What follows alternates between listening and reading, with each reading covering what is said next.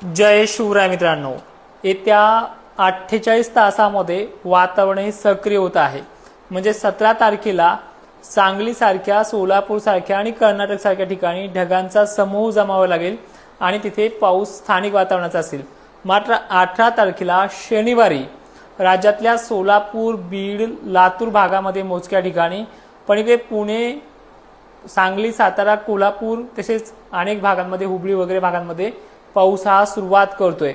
18 तारखेचा पाऊस अहिल्यानगर, बीड जिल्ह्यात, लातूर जिल्ह्यात, धाराशिव परिसरामध्ये आणि दक्षिण महाराष्ट्रातल्या ह्या प्रमुख जिल्ह्यांमध्ये पाऊस सुरुवात करतोय। वाऱ्याचं स्वरूप, अवकाळीचं स्वरूप आणि अतिशय भयंकर उष्णता या सगळ्या गोष्टींचं स्वरूप तिथे पाहायला मिळणार आहे।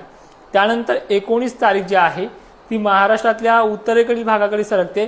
म्हणजे त्यामध्ये जवळपास आपण पाहिलं तर पुण्याचा समावेश पुन्हा रिटर्न त्याच दिवशी तर आहेच, ज्या 18 तारखेला आहे आणि दुसरी आहे, पण याचा प्रभाव खाली लातूर जिल्ह्यामध्ये, नांदेड परिसरामध्ये, परभणी, बीड जिल्ह्यामध्ये, धाराशिवसह अनेक भागांमध्ये जालन्याचाही नंबर 19-20ला लागतो आहे।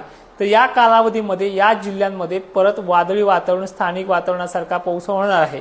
व्याप्तीचा विषय सांगितलं तुम्हाला मी मागे सुद्धा, 25च्याही काही ठिकाणी पुढे जाऊ शकते। 25% व्याप्ती याची आहे। जवळपास सर्व कांदा उत्पादक शेतकऱ्यांना किंवा सर्व कांदा टोळ उत्पादकांना सर्वांचं नुकसान होईल अशा प्रकारची भीती नाहीये। मात्र थोडेफार गाव खेडे याच्यामध्ये सापडू शकतात। त्यानंतर ज्यांचा कोणाचा कांदा असेल वगैरे असेल तर दक्षिण महाराष्ट्रातल्या शेतकऱ्यांनी तो झाकूनच ठेवावा लागणार आहे, ज्यामध्ये पुणे, सांगली, सोलापूर, कोल्हापूर, बीड भाग आणि अहिल्यानगर हा 18 तारखेला। 18 तारखेचं वातावरण जर सरकलं वाऱ्याच्या वेगाने तर ते पुढे पण जाऊ शकतं परभणी, मराठवाड्यातल्या दक्षिणेकडील भागांमध्ये, लातूर परिसर। त्यामुळे 18 आणि 19ला माल उघडा ठेवू नका अशी विनंती आहे। नाशिक क्षेत्र, धुळे, छत्रपती संभाजीनगर या कालखंडामध्ये तुम्हाला वारे थोडे जोराने आहेत, त्यामुळे पाऊस टिकेल याची गॅरंटी देता येत नाहीये। पण इथे वातावरण खूप बिघडणार आहे, मोठ्या प्रमाणात आभाळ देखील येणार आहे। त्यामुळे जळगावकर असतील, नाशिककर असतील, खाली बुलढाणाकर असतील, जालना असेल, हिंगोली असेल वगैरे भाग, तुम्ही कमीत कमी 19 पासून ते 21 पर्यंत सतर्क राहा। आणि पुढे सुद्धा 27, 28, 30 एप्रिल पर्यंत देखील वातावरण खराब राहण्याची शक्यता आहे। त्यामुळे या दोन्हीची शक्यता तुम्हाला मागे पण जवळपास 20 दिवस अगोदर सांगितलेले की अशा प्रकारचं घेऊन होऊ शकतं। कुणी कुणी काय नियोजन केलंय ते कमेंटमध्ये सांगा। ह्या पावसाबद्दल अजूनही स्पष्टता मोकळ्यापणाने व्यक्त करतोय। तर 18 तारखेचा हा जो काही वातावरणाचा परिणाम आहे कोल्हापूर, सांगली, सातारा, पुणे, सोलापूर भागांमध्ये आहे। याच्यामध्ये अहिल्यानगर, बीड, लातूर परिसर देखील येऊ शकतो। 19 तारखेचं वातावरण हे नाशिक क्षेत्र, छत्रपती संभाजीनगर, अहिल्यानगर, दक्षिण मराठवाडा सरळ आणि दक्षिण महाराष्ट्र जास्त प्रमाणात आहे।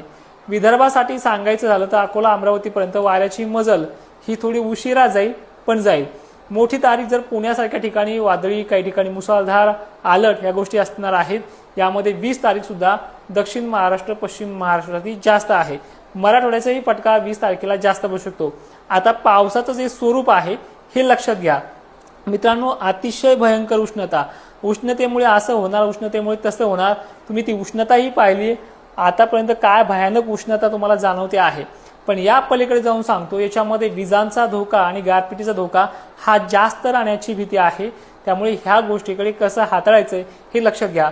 ऊन आणखीन उद्या नांदेड जिल्ह्यामध्ये दुप्पट, म्हणजे अतिशय दुप्पट टेम्परेचर नाही म्हणणार, पण अतिशय भयंकर पद्धतीचं ऊन उद्या जाणवणार आहे।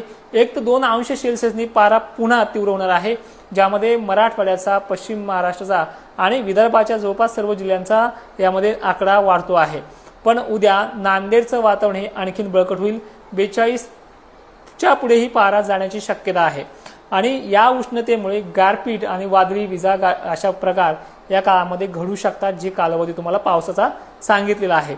तर यानंतर पुढची काळजी तुम्हाला घ्यावी लागणार आहे नंतर आठवड्याच्या शेवटी मे महिन्यामध्ये अनेक भागांमध्ये। आता याच्यामध्ये तुम्हाला मी असं सुद्धा सांगतोय की कमीत कमी असे काही जिल्हे आहेत ते उद्याच्या लाईव्हमध्ये आपण घेऊयाच की याच्यामध्ये काही ठिकाणी वळण भरेपर्यंत देखील पाणी येऊ शकतो। आणि मे महिन्यामध्ये सुद्धा असे तारखा समोर येणार आहे, तुमच्या नदीला पण पाणी गेलं पाहिजे अशी शक्यता मे महिन्याची सुद्धा आत्ताच वर्तवतोय। तारीख मात्र 4 दिवसानंतर जाहीर करेल। जय शिवराय, धन्यवाद।